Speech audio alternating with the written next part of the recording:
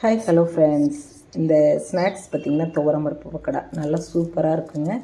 இது ஈவினிங் டயத்தில் குழந்தைங்களுக்கு செஞ்சு கொடுத்தா நல்லா சாப்பிடுவாங்க. எவ்வளோ செஞ்சாலும் சாப்பிட்டுக்கிட்டே இருப்பாங்க. நாங்கள் சின்ன பிள்ளையாக இருக்கிறப்ப இந்த காட்டில் வரைஞ்ச துவரையை வந்து பார்த்திங்கன்னா அந்த தூள் இருக்கும் பார்த்திங்களா, உடச்சிட்டு மிச்சம் இருக்கும், அதில் ஊற வச்சு கடலைப்பருப்பு அதுவும் மிக்ஸ் பண்ணி அதில் கொஞ்சம் வரமிளகா போட்டு சோம்பு பெருங்காயம் உப்பெல்லாம் போட்டு அம்மா உரலில் ஆட்டி அந்த பக்கோடாவை செய்வாங்க. அவ்வளோ சூப்பராக இருக்கும். நம்ம அரைச்சிட்டு வந்துடலாங்க. இதெல்லாம் அரைச்சிட்டு இதில் பார்த்திங்கன்னா வெங்காயம் தேவையளவு போட்டு மல்லித்தலை கருவேப்பிலை எல்லாத்தையும் போட்டு மிக்ஸ் பண்ணிவிட்டு ஒரு கடாயில் எண்ணெய் ஊற்றி இதை நம்ம பக்கோடா போடுற மாதிரியே, நம்ம கடலை மாவு பக்கோடா போடுற மாதிரியே உதுத்து விட்டு போட்டோம் அப்படின்னா சூப்பராக இருக்குங்க. இது மிச்சம் நிறைய இருந்தது அப்படின்னாக்கா இதை வச்சு அடுத்த நாளைக்கு வடகரி கூட செஞ்சுக்கலாம்.